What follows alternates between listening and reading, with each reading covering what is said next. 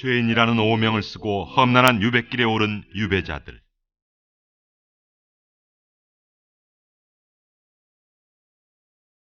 그들은 고개를 넘으며 권력의 허망함을 처절히 느끼고 그동안 자신의 이름을 빛내주었던 모든 것들과 결별하게 됩니다.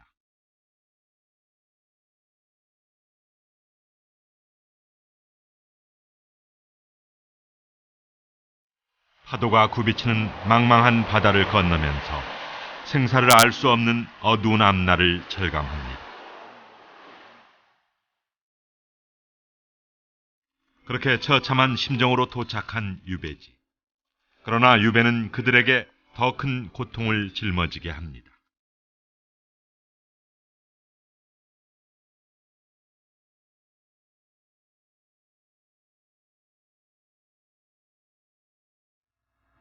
낯선 환경에서 그들은 배고픔과 혹독한 추위, 그리고 질병과 싸워야만 했습니다. 화려한 벼슬살이에서 비참한 유배 죄인으로의 갑작스러운 변화. 그들은 자신의 처지를 부정해보지만 돌아오는 것은 절망뿐입니다.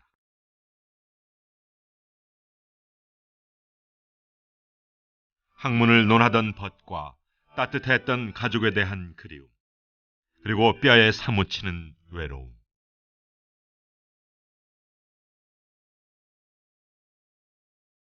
그들은 절대 고독 속에서 살아나기 위해 몸부림쳐야 했습니다. 유배는 그들에게 홀로 서기를 요구하기 때문입니다. 모든 것과 이별하고 혼자가 되었을 때 유배자는 비로소 만나게 됩니다.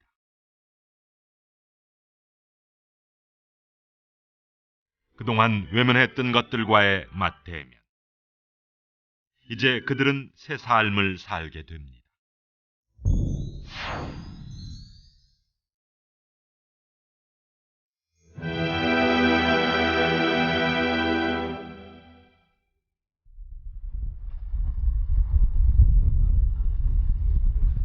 다산 정약용은 1801년 신유박해 풍랑 속에 강진으로 유배를 옵니다.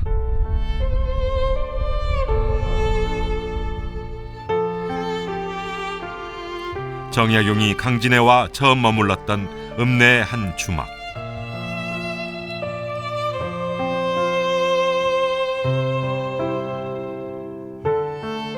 모두 자신을 외면해 겨우 이곳에 들게 된 그는 좀처럼 시리에서 벗어나지 못합니다. 그는 좌절감에 빠져 한동안 술에 기대어 살아갑니다.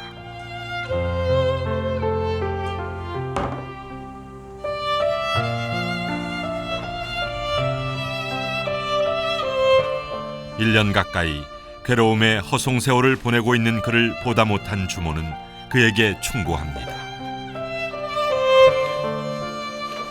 헛되이 살지 말고 제자라도 키우길 권했던 것입니다.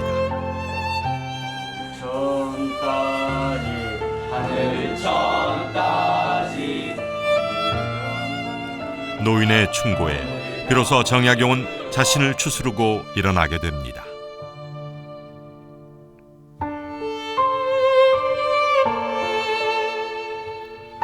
황상이라는 중인 신분의 학동을 시작으로 제자들을 가르치기 시작한 것입니다.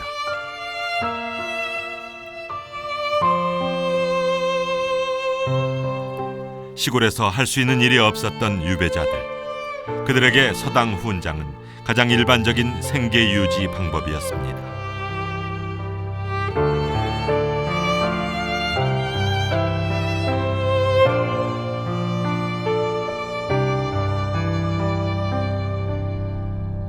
추사 김정희의 유배지 제주.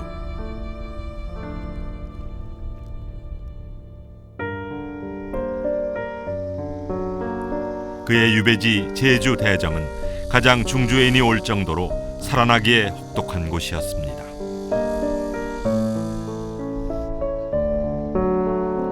이 참혹하고 외로운 유배지에서 그는 지방 유생들과의 교류를 통해 괴로움을 견뎌갔습니다.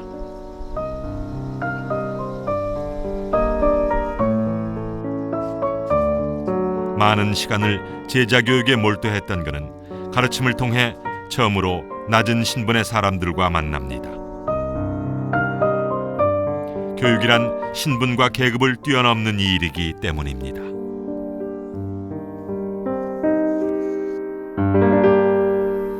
원래 이제 양반들은 양반 제자를 거느리는 게 당연한데 추사, 18세기 이후에 달라진 여러 가지 특징 가운데 하나가 추사 같은 사람들이 이제 중인 계급이라든가 천민 계급들을 가까이 하는 독특한 모습을 보여주는데 상당히 그것은 이제 저희들 교육학적으로는 상당히 주목되는 변화인데 그런 덕택에 추사 선생이 제주도에 와서 제주도에 이런 못 사는 친구들을 자기 제자로 두게 되고 가르치게 되고 배출하게 되면서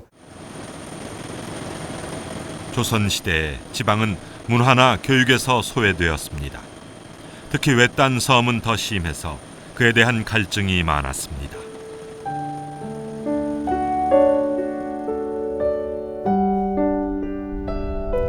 때문에 무태손 유배자들은 섬에서 교육과 문화의 전달자 역할을 했습니다.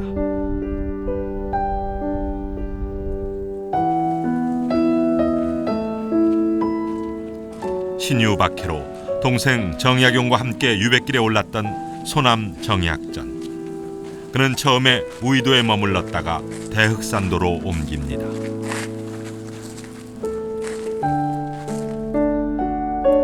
대흑산도 주민들이 자녀 교육을 부탁했기 때문입니다.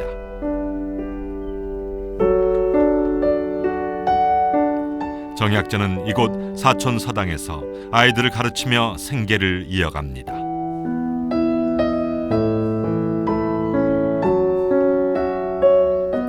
중앙에서 벼슬하던 출중한 선비가 유배 올 경우 주민들로서는 환영할 만한 일이었습니다. 소남 정약전 같은 경우 흑산도에 유배를 가는데 흑산도 사람들은 요즘 말로 하면 본의 아니게 강남 8학군에서 가장 잘 나가는 과외교사가 시간당 100만 원 하는 과외교사가 그 지역에 온 겁니다. 송시열의 유배지였던 포항 장기. 그가 다녀간 뒤 이곳은 학문적 분위기가 고조됩니다.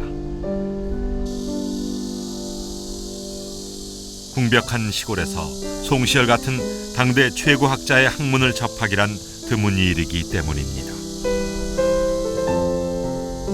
사실상 우한 선생님이 참 여기에 오신 것은 본인에게는 참 불행이었지만은 우리 장인들로 봐서는 상당한 행운이었다. 그런 참 고급 문화를 접할 수 있었고 중앙의 정보를 얻을 수 있었다는 것이 장인들에게는 매우 다행스러웠고 장기 인맥을 형성하고 장기분들이 열심히 참 공부하는 그런 분위기를 조성하는 데 이력을 했다 이렇게 볼 수가 있습니다.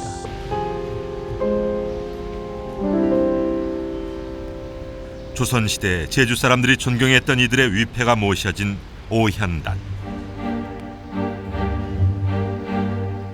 충암 김정, 동계 정원, 우암 송시열 5명 중 3명이 유배인입니다.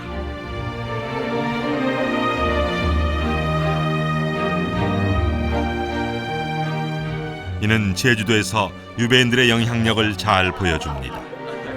그들은 이곳에서 제자를 기르며 학문적 토대를 마련했습니다.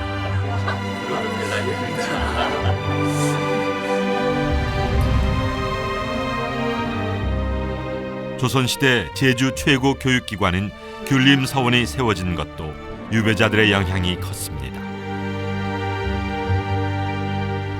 간홍이익이라든가 혹은 동계 정원이라든가 이런 분들이 유배 오면서 그나마 끊어졌으리라 믿었던 그 남명학파가 오히려 이런 제주도에 와서 더욱더 융성하는 또 이런 계기를 보게 되는데 그것이야말로 참 놀라운 일인데 이 유배인의 영향이 아니고선 도저히 얘기할 수 없죠. 강진읍내에서 8년을 보낸 후 다산초당으로 거처를 옮긴 정약용.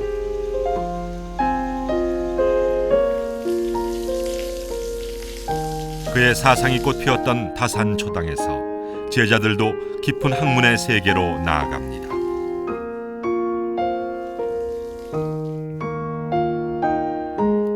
낮은 계층부터 양반 자제들까지 몰려들었던 다산 초당은 뜨거운 학문 토론의 장이었습니다. 적어도 공직자라 하면 청렴 결벽이 제일 중요하다. 다산의 제자 중에는 중앙까지 진출해 학문의 위상을 떨친 이들도 나옵니다. 마음이라는 것은 스스로가 잘 다스려야 하나 그것이 잘 안 되는 것이 또한 공직자이기도 하다. 그리고 이들은 스승이 떠난 뒤에도 다산 학단을 형성해 지역에서 다산의 학풍을 이어나갑니다.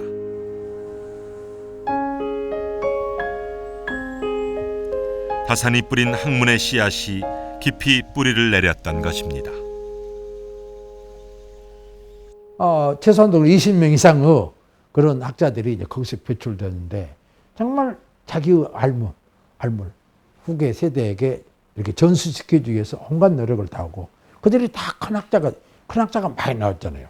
아주 또 신분이 낮은 계층에 특히 황상이라는 참 어떻게 보면 아전 신분의 좀 말하면 그런 사람인데도 불구하고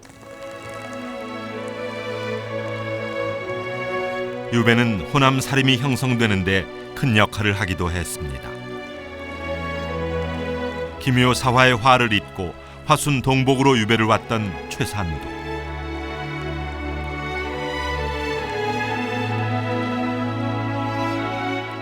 김효 사학사로 꼽히던 그의 적거지에는 이 일대의 문인들이 몰려듭니다.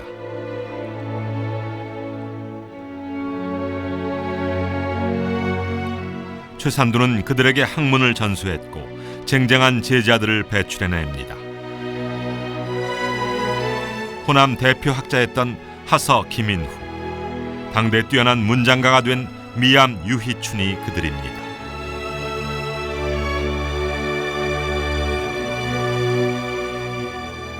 적벽과 무렴정은 최산도를 중심으로 학문교류의 공간이 되어갑니다. 그의 시대 개혁적인 학풍은 호남만의 독특한 살인 문화를 만드는 데 크게 기여했던 것입니다.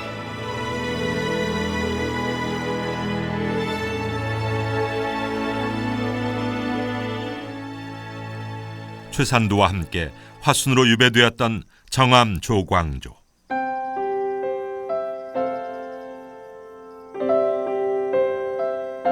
그는 유배 35일 만에 사사되지만 그 영향력은 더 커져갔습니다.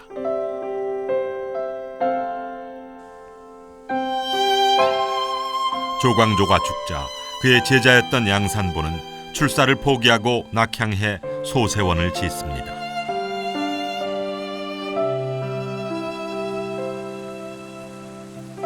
문인들의 학문교류의 장이 된 소세원. 이후 이곳을 중심으로 호남 살인문화가 무르익게 됩니다.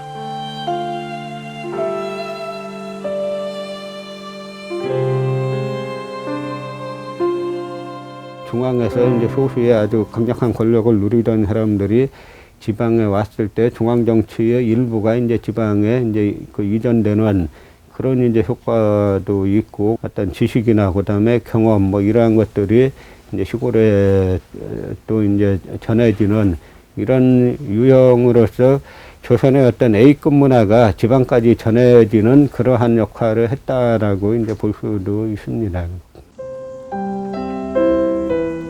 문신이자 의사였던 지석영. 그는 1887년 신지도에 유배를 옵니다.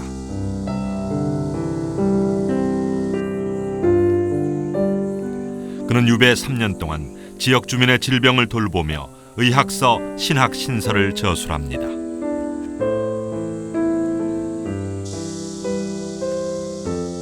그의 종두법도 이곳 유배지에서 임상실험을 통해 완성된 것이었습니다.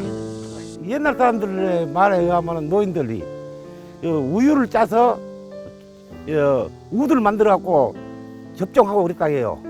안 하려니까 애들 잡아다가 어깨로 접종시키고 그랬다 해요. 지금의 의사 못지않은 의학 지식을 겸비했었던 조선의 문신 사대부들.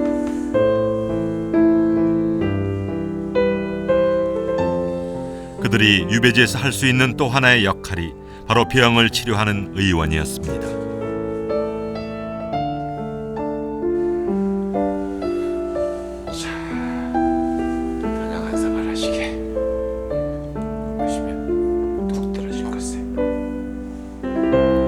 유배 시절 정약용은 약을 못 구해 병을 키우는 백성들을 보며 안타까워합니다. 그래서 그는 쉽게 구할 수 있는 처방을 소개한 초원병혹치라는 의서까지 저술합니다. 유배라는 것이 좋은 측면에서는 어떤 지식을 소수에게 독점된, 그리고 지역적으로 서울 양반가에 독점된 지식이나 의료 서비스 같은 것들을 갖다가 아주 먼 오지로 전파시키는 그런 효과가 있었고, 오지 백성들은 이런 유배객들을 통해서 당대 최고의 학문을 접하고 당대 최고의 의술을 접하고 어떤 뭐 정치를 접하고 하는 그러한 아주 긍정적인 효과도 분명히 있었죠. 시골 유배지에서 사람들을 가르치고 치료하면서 그들과 만나게 되는 유배자들. 그들은 시골 낮은 계층 사람들의 삶에 가까이 다가가게 됩니다.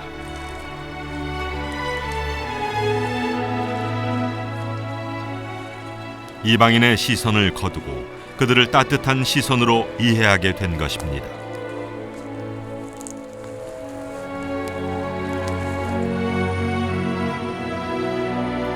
흑산도 유배지에서 15년을 살았던 소남 정약전.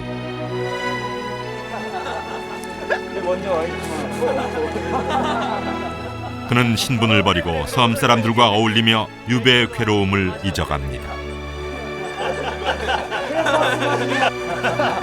그래. 저는 이번에 아이가 태어났다고 그러던데. 자, 한 잔 더 드시게. 그는 유배지에서 더 이상 콧대 높은 양반이 아니었습니다. 공은 상스러운 어부들이나 천한 사람들과 친하게 지내면서 다시는 귀한 신분으로서 교만 같은 것을 부리지 않았기 때문에 더욱 섬 사람들이 기뻐하며 서로 자기 집에만 있어주기를 원했다. 거기 가서는 완전히 그 어부들처럼 서로 술 마시고 상투 잡고 싸우기도 하고 막 그렇게 자기 몸을 확 낮춰버리잖아요. 그는 이제 경학서가 아닌 백성들의 삶에 직접 도움이 되는 학문에 관심을 갖습니다. 섬 사람들의 생업인 자연 생태, 바로 어류들을 연구하기 시작한 것입니다.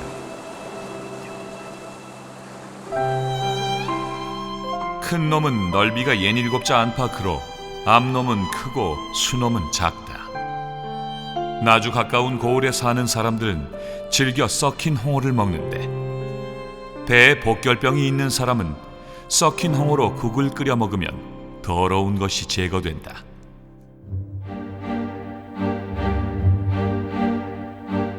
그는 자신이 관찰한 어류들을 현지 어부 장창대의 도움을 받아 자세히 기록하기 시작합니다.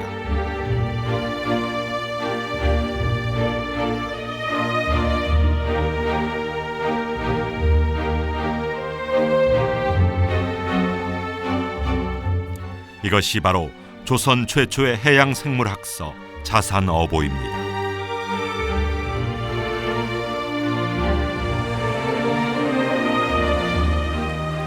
그는 어부들의 삶과 부대끼며 실제 도움이 되는 것을 탐구해낸 진정한 실학자였던 것입니다. 자산의 해중 어족은 매우 풍부하지만 그 이름이 알려진 것은 적다. 마땅히 박물학자들은 살펴보아야 할 곳이다. 나는 섬 사람들을 널리 만나보았는데 어보를 만들고 싶어서였다.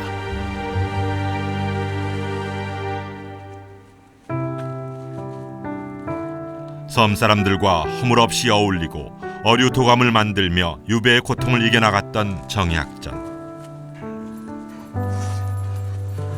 어르신, 이렇게 가시면 어찌합니까? 섬 주민들은 그가 동생을 만나기 위해 마을을 떠나려 할 때 붙잡기까지 합니다. 하지 마세요, 어르신. 하지 마세요. 이렇게 가시면 안 됩니다, 어르신. 그는 어느새 그들에게 친근한 한 동네 사람이 되어 있었던 것입니다. 알겠습니다. 여러분들 뜻대로 여기 남아 있겠습니다. 유배지의 새 인연들은 이렇게 때로 유배자들에게 외로움과 고통을 이기는 힘이 되기도 했습니다. 안타까운 사연을 담은 거리 제주 홍랑로. 이곳은 사랑을 위해 죽은 한 여인의 무덤터입니다. 정조 시해 사건의 누명을 쓰고 26 젊은 나이에 제주에 유배된 조정철.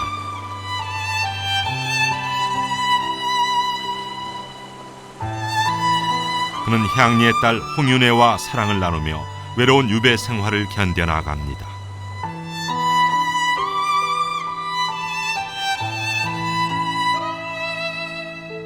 그러나 두 사람의 사랑은 오래가지 못했습니다.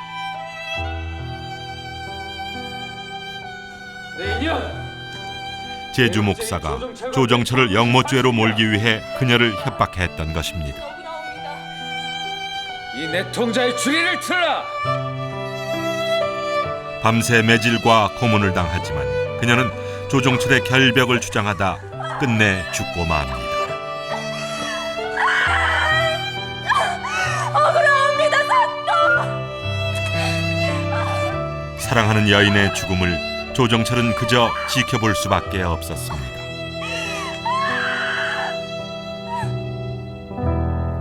(30년) 후 해배된 그는 제주 목사를 자청해 다시 제주 땅을 밟습니다.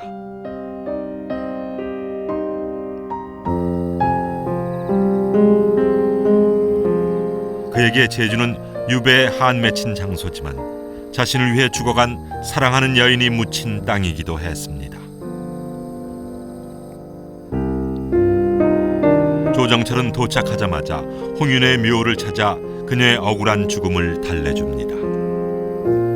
묻힌 옥 숨은 향기 문득 몇 년이던가 누가 그대의 억울함 푸른 하늘에 호소하리. 황천길 아득한데 누구를 의지해서 돌아갔을까. 억울한 피 입에 물고 죽어갔음은 나와의 인연 때문이었네.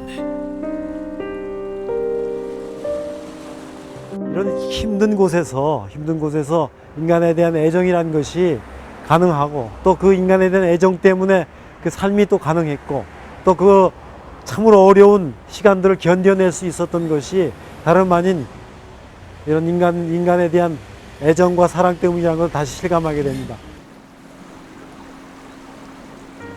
유배지에서 백성들과 인연을 맺으며 유배자들은 많은 것을 깨닫습니다. 다사는 백성들의 아픈 삶을 목도하고 글로써 세상을 바꾸고자 합니다.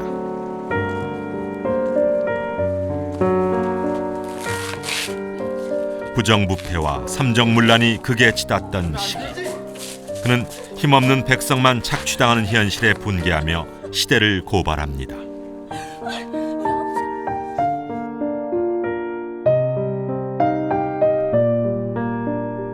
갈반 마을 여인 울음도 서러워라. 시아버지는 죽었고 갓난아이는 배냇물도 안 말랐는데 이 집 3대가 군적에 올랐더라. 부자들은 평생 풍악이나 즐기면서 쌀 한 톨 배 한 치 바치지 않구나. 다 같은 백성인데 이다지도 불공평한가. 오직이 세금을 많이 물으면 애 남은 세금을 물으니까 애를 안 낳기 위해서 남자가 이 생식기를 자르는 그런 시대 아닙니까 지금. 그런 시대에 어떻게 했으면 이 도탄에 빠진 백성들을 구제되느냐. 목민심서를 비롯한 그의 경세학서들은 병든 세상을 바로잡아 백성을 구하자는 그의 메시지였던 것입니다. 목민심서는 어떤 내용인가? 고금의 사례를 찾아 간악하고 거짓된 것을 들추어내어 목민관에게 보여줌으로써 백성 한 사람이라도 그 혜택을 입을 수 있게 하자는 것이 나의 마음이었다. 상시 분석, 시대를 아파하고 세속적인 일들에 대해서 분개할 마음이 없다면, 분개하는 마음이 없다면 시를 지을 필요가 없단 말이에요. 다시 말하면 그 세상 아픔을 자기 아픔으로 느끼고 그 아픔을 어떻게 해서 치유하느냐, 이런 생각을 다사는 뭐 몸 전체에 가지고 있는 거지. 근데 그래 거의 다 나타나. 유배지에서 민생을 마주하며 세계관의 변화를 겪은 이도 있습니다. 고려 말 나주에 유배온 삼봉 정도전입니다.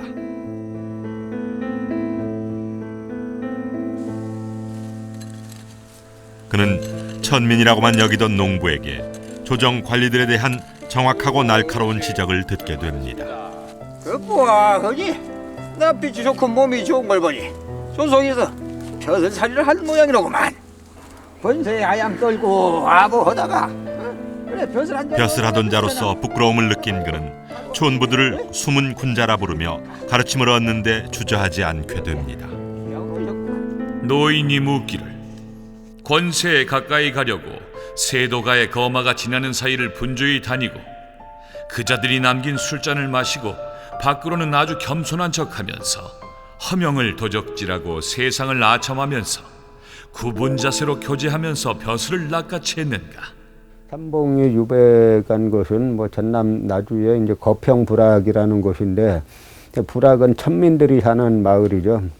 그래서 가봤더니 삼봉이 놀란 것이 부락민들이 조정에서 배설하는 배설아치들에 비해서 뭐 세상만사 이치를 모르는 게 없더라 이거예요.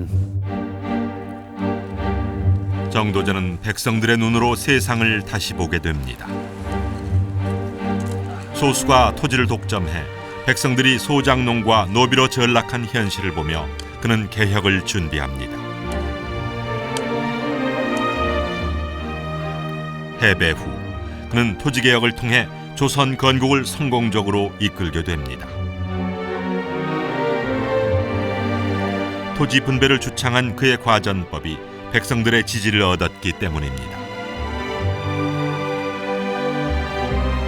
민생을 살피고 조선 건국 철학을 세운 곳 유배지. 그에게 유배는 백성을 위한 정치란 무엇인지를 깨닫는 소중한 시간이었습니다. 결국 그 정도전이 이 거평부락이라는 천민 마을에서 이 세계관의 변화를 가져오게 된 것이 10여 년 후에 고려를 무너뜨리고 조선을 개창하게 되는 그런 핵심 요소로 작용을 하게 되죠. 권력에서 버림받아 아무도 찾지 않는 서름, 위리 안치라는 갇힌 공간에서의 고독. 때로 이 고통의 시간조차도 어떤 이들에게는 자신을 성장시키는 기회가 되기도 합니다.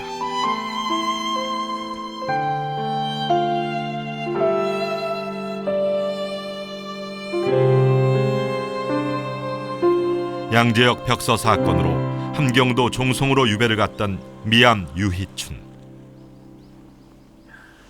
그는 춥고 외로운 유배지에서 제자들에게 글을 가르치거나 독서를 하며 유배를 견뎌냅니다.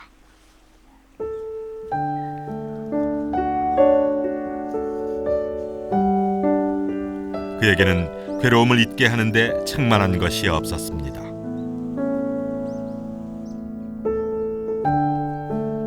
그는 많은 책을 수집하고 섭렵하며 훌륭한 교육 서적들을 써냅니다.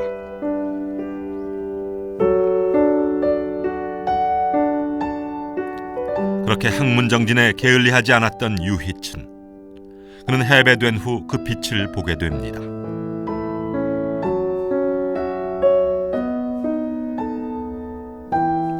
다시 관직에 등용돼 당대 문장가로 이름을 날렸던 것입니다.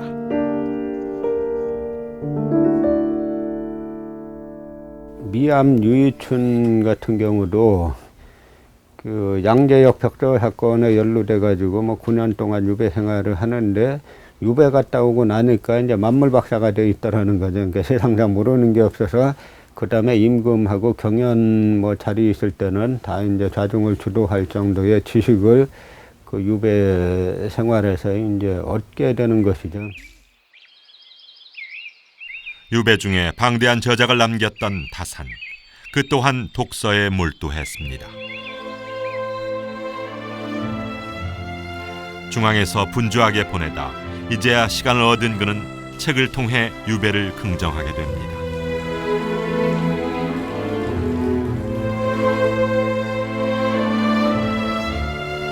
절망의 나락에서 다시 일어서는 법, 그는 그것을 독서라고 여겼습니다.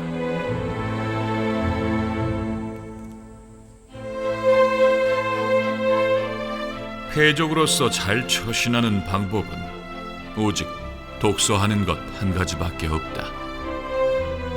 독서라는 것은 사람에게 있어서 가장 중요하고 깨끗한 일이다.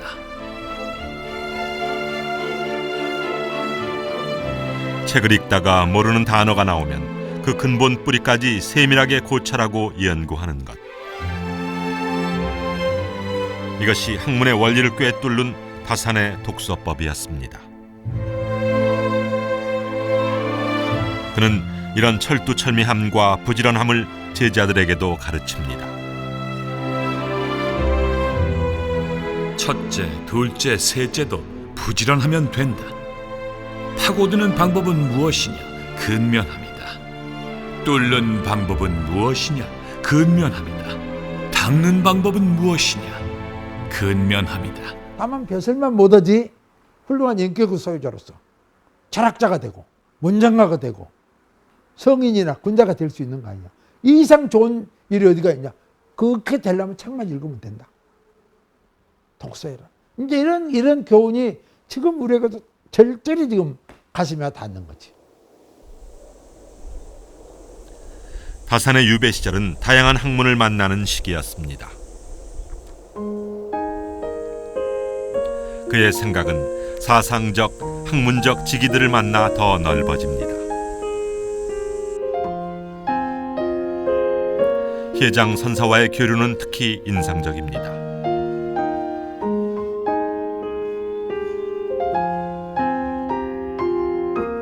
높은 수준의 유학자와 큰 선승의 만남. 다산은 혜장을 통해 불경과 차문화를 접하게 됩니다. 유교와 불교의 조화로 학문적 깊이를 갖게 된 것입니다. 회장이 없는 다산, 다산이 없는 또 회장. 이거 없어. 그런 상보 관계를 이루면서 두 분이 서로 이렇게 윈인 게임으로 봐야 돼요. 아주 좋은 그 만남, 좋은 그 사귐, 좋은 교류. 형 정약전 또한 정약용의 좋은 직이었습니다. 강진 유배지의 정약용과 바다 건너 흑산도의 정약전. 두 형제는 편지를 주고받으며 유배의 고통과 그리움을 달랬습니다. 형제애를 넘어 학문의 소통자였던 두 사람. 형 정약전은 정약용의 유일한 독자였습니다.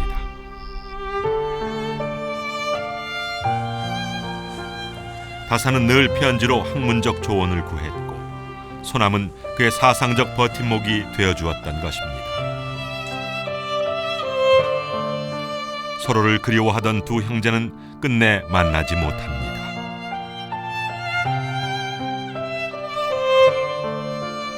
유배 온 지 16년이 되던 해, 형 정약전이 숨을 거두고 만 것입니다.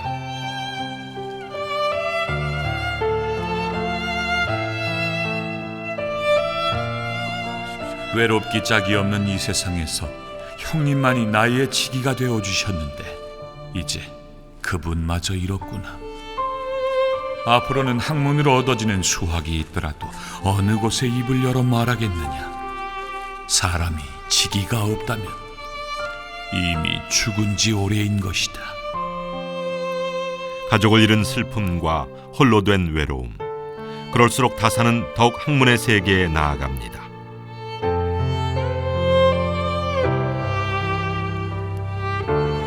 시리에 빠져 아무것도 하지 않고 세월을 보낸다면 그는 죄를 지은 유배자로만 기억될 것이기 때문이었습니다.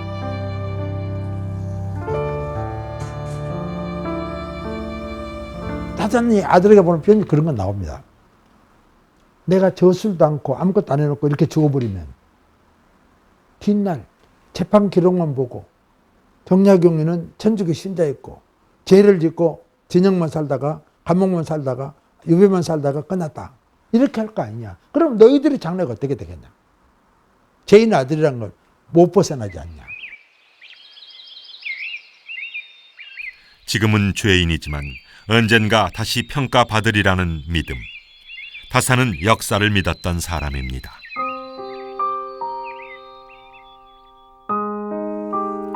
고통으로 쌓아올린 자신의 학문이 후대 세상에서 빛나게 될 것이라 확신했던 것입니다.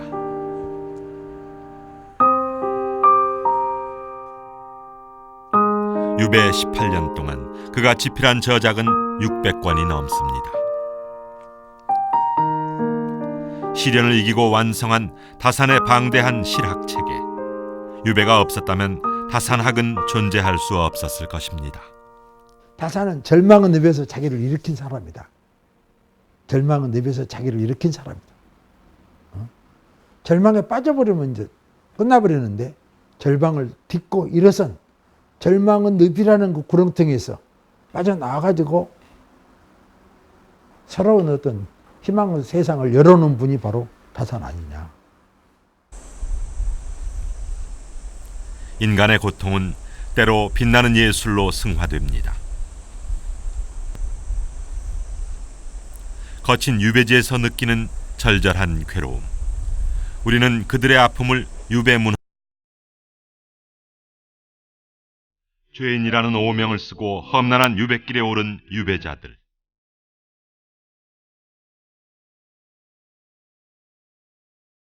그들은 고개를 넘으며 권력의 허망함을 처절히 느끼고 그동안 자신의 이름을 빛내주었던 모든 것들과 결별하게 됩니다.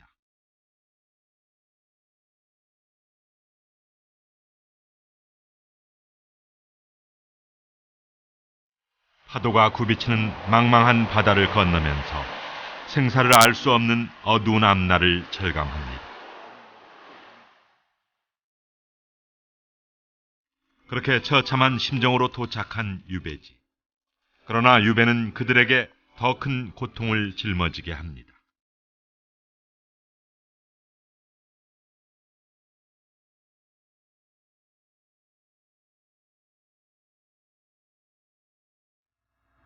낯선 환경에서 그들은 배고픔과 혹독한 추위, 그리고 질병과 싸워야만 했습니다. 화려한 벼슬살이에서 비참한 유배 죄인으로의 갑작스러운 변화. 그들은 자신의 처지를 부정해보지만 돌아오는 것은 절망뿐입니다.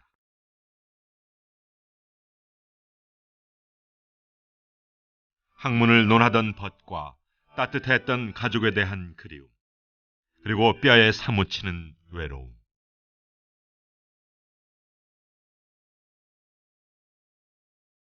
그들은 절대 고독 속에서 살아나기 위해 몸부림쳐야 했습니다. 유배는 그들에게 홀로 서기를 요구하기 때문입니다. 모든 것과 이별하고 혼자가 되었을 때 유배자는 비로소 만나게 됩니다.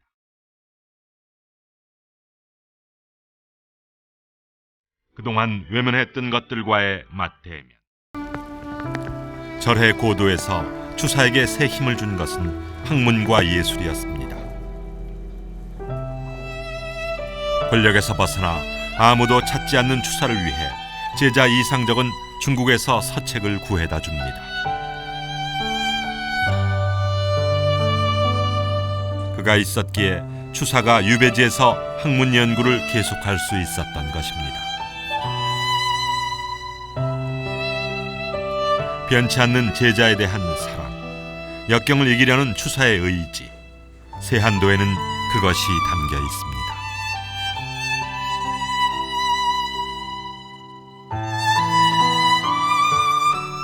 세상은 권력만을 쫓는데 어렵게 구한 서책을 권세가가 아닌 바다 멀리 초췌하게 시든 사람에게 주었으니 세상 사람들이 권세가에게 하는 것과 같구나. 공자께서 말씀하시길 한겨울 추운 날씨가 된 다음에야 소나무 잣나무가 시들지 않음을 알 수 있다고 하였다. 추사 김정희 선생이 제주도에 유배돼서 세한도라고 하는 그런 그 명작을 그린 것도 말하자면 그 고통스러움 속에서 어떤 그 자유자재 속으로 영혼을 이렇게 날려보내는 그런 그 예술 행위라고 말할 수 있어요. 제주에 유배된 이들이 한양 땅을 그리며 시를 읊었던 연북정. 추사는 망망한 바다를 바라보며 그리운 친구를 기다리곤 했습니다.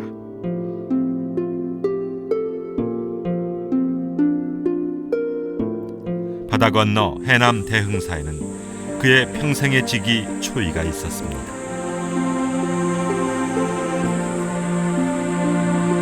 조선 후기의 대선사인 초이와의 만남은 추사의 힘든 유배 생활을 정신적 풍요로 이끕니다.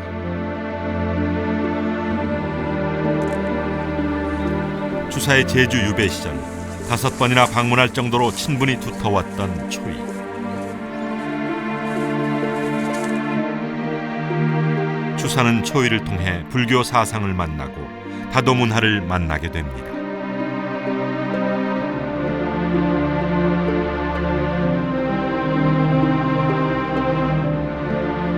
다산 정약용의 유배 시절 제자였던 초이 선사. 그와의 만남은 추사에게 다산과의 만남이기도 했습니다.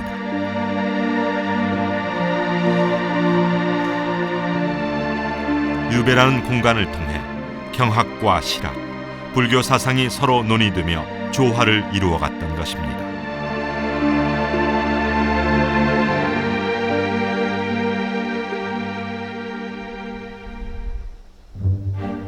추사는 이러한 철저한 학문적 바탕 위에 예술을 피워나갔습니다.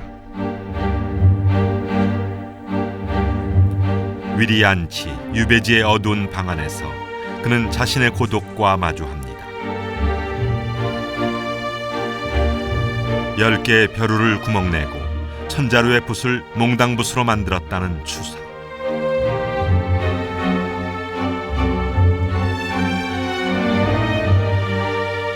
그가 고독을 이기는 방법은 오로지 글씨 쓰기였습니다.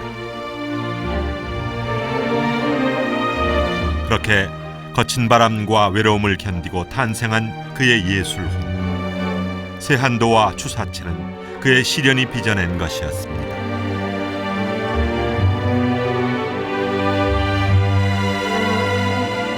유배라는 깊은 강을 건너는 동안 그의 글씨는 자신을 가둔 탱자나무보다 더 단단하고 꼿꼿해져 있었습니다.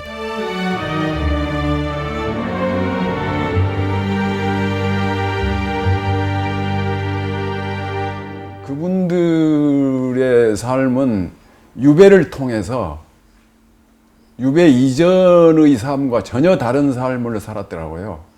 그것은 무엇을 말하느냐 하면은 유배살이를 하는 동안에 자기를 양성했다는 거예요.